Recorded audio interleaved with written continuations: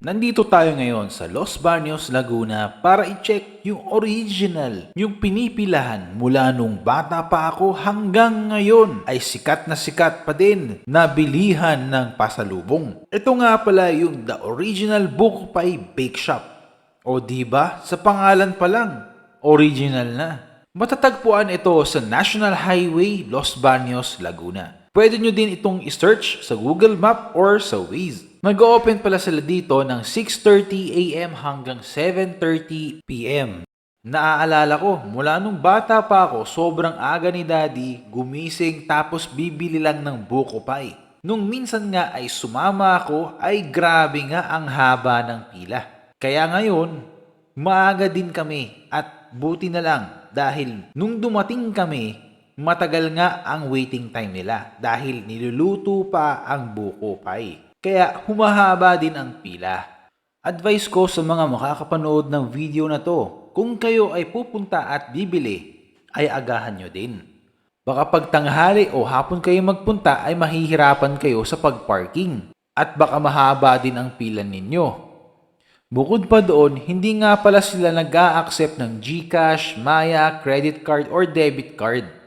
Cash basis lang talaga ang transaction na ginagawa nila. Kaya medyo hassle kapag ikaw yung tipo ng tao na hindi na nagdadala ng cash. Update ko lang din pala kayo sa kanilang price. Sa buko pie nila 270, buko cassava pie 270, tropical pie 270, pineapple pie 270 din. Buko ube pie nila ay 280 tapos yung kanilang yema cake ay 250.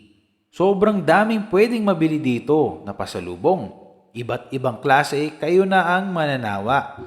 Kapag pupunta ka dito, mas okay kung meron kang kasama para yung isa nakapila na, tapos yung isa ay namili ng bibilhin.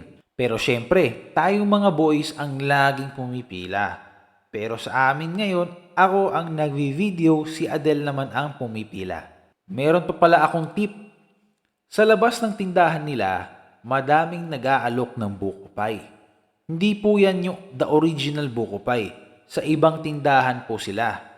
Dati naaalala ko, akala namin yan yung nasa loob. Nag-iba lang yung packaging. Medyo kahawig kasi. Kaya bumili kami. Pero sobrang iba ng lasa. Na-share ko lang naman ito para maging aware po tayo. Maaari po ba akong humingi ng favor sa inyo? Paki-follow or subscribe po kami at mag-comment na din po kayo para magkaroon kami ng engagement. At kung sa tingin ninyo informative ang video namin, paki-share na din.